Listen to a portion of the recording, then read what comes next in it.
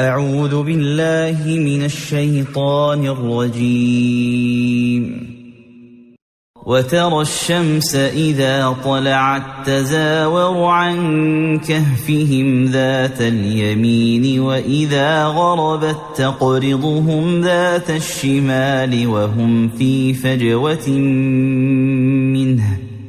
ذلك من آيات الله، من يهد الله فهو المهتد ومن يضلل فلن تجد له وليا مرشدا. وتحسبهم أيقاظا وهم رقود ونقلبهم ذات اليمين وذات الشمال وكلبهم باسط ذراعيه بالوصيد. لو اطلعت عليهم لوليت منهم فرارا ولملئت منهم رعبا.